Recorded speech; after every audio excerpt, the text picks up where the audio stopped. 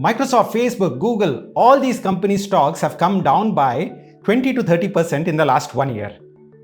However, at the same time, this stock price increased by 56%. Hello guys, welcome to today's video. In November 2022, Mint published an article stating that the main reason for the layoffs can be traced back to the sector's overhiring. And now, all these FANG companies are correcting for their optimism. Yes, that was the primary reason that was given a month or two back. However, now in today's article that was published in Wall Street Journal, it was mentioned that unlike Microsoft and Google, the companies which were announcing layoffs today, SAP, IBM and DAO Chemicals, these companies haven't expanded their workforces drastically during the pandemic. So there are a few other factors as well at play behind these non-tech and tech layoffs as well. In this video, we are going to analyze a few industries from a supply chain perspective and understand what are the reasons why a few companies are in the positive run-up and a few companies are going and resorting for these layoffs. So let's get started with the DAO Chemicals.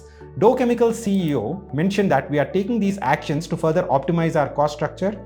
Macro uncertainties and challenging energy markets, particularly in Europe, are driving these decisions.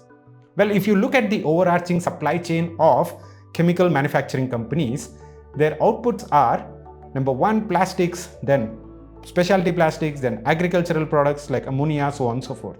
And one of the key inputs is oil and gas, because this will facilitate the place, the temperatures where these chemical conversations will happen. Now, if you look at the quarterly results announced by DAO Chemicals, it is very obvious by that the revenues have dropped by 4 to 5%, but the net income, the profit has come down by 56%. And one of the primary reasons for that net profit to come down is increase in the input cost. And that is basically caused by the increase in the oil and gas prices. This problem is not just for DAO Chemicals. One of the other leading chemical manufacturing companies in the world, BASF Germany, those guys have also announced cost-cutting measures, not now, but in August 2022 itself, owing to the increasing raw material costs. Now you can understand how increase in the raw material prices for certain industries like chemicals is basically impacting the overall dynamics within that industry itself. Now, let's flip the coin and look at another industry where oil and gas is the outcome. For example, ExxonMobil. It's a petrol pump where you and I go to fill petrol in our car. Now, ExxonMobil shares have increased by 56% because their end product, the oil and gas, that price is increasing. Customers are paying at that higher price right now. Hence, they are not just doing any kind of layoffs, they are also posting substantial amount of profits quarter after quarter. Well, how long this period will last, we don't know, right? Once the overarching oil and gas situation in Russia, the Russia-Ukraine war, all these kind of geopolitical tensions settle down, the situation might change once again. The chemicals might rebound and the oil and gas industry might probably come back to its own normalcy. So you can see how two industries are impacted on the opposite sides of the spectrum. If we move one step ahead and look into some of the other industries, one of the other sectors is banking. Now, what's happening in the banking sector is Goldman Sachs CEO has also announced layoffs. Nothing wrong with the banking sector itself, but because of this overarching uncertain macro situation, there is not a lot of mergers and acquisitions happening right now in the market. Well, the buyers believe that, hey, we don't know if the company that we are interested to buy will outlast this entire macro uncertainty. And the sellers are saying that, hey, we are not able to command a good price because nobody is sure we will basically outlast this particular recession, this particular macro uncertainty or not. So both of them are playing a waiting game right now, and hence investment bankers, the banking industry, which is a glue connecting buyers and sellers, they do not have any kind of work.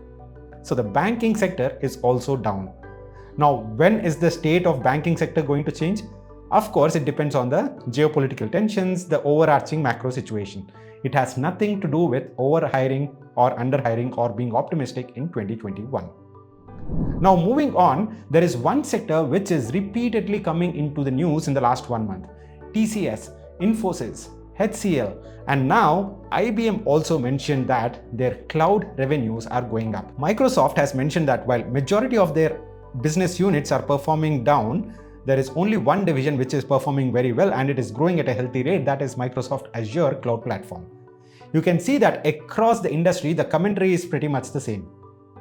All the other revenues are going down, but the cloud is growing at a very healthy rate. Now, whoever wins the cloud race, they will be the one probably leading this sector in the next few quarters. And my bet is on Microsoft, and I'm giving you a link to the video over here. Please go ahead and watch why I believe Microsoft is well positioned to win this entire segment. Now, moving on, there is one more sector that I want to talk about, and that is retail. Yes, retail industry is also in a very unique position. According to the quarterly results that were announced recently by the CEO of HUL, Hindustan Unilever Limited, they mentioned that the raw material prices are coming down slowly. One of the key raw materials which go into manufacturing of a lot of their products, palm oil, that price has come down drastically. So these raw material commodities, the prices have already increased and they have started to settle down and also come down as well. So what this means for the entire retail and FMCG industry is they have already passed on the price increases to the customer. For example, a Surf Excel price has increased. Now the Surf Excel price won't be reduced again, but the raw materials that go into Surf Excel, those prices are going down. So the profits are something which HUL will start pocketing. So you will see an increase in margins for HUL, and that was already demonstrated in this particular quarterly's results. So you can see how the overall macroeconomics is basically driving a few industries in the positive direction. For example, oil and gas, retail, and how it is driving a few entire industries and sectors down. For example, chemicals and banking. I hope this video makes sense to all of you. Please do go ahead, press on that like button, subscribe to the channel, and do let me know if I have any feedback or if you want me to do more such videos. Thank you guys, take care, and I'll see you again tomorrow. Bye-bye.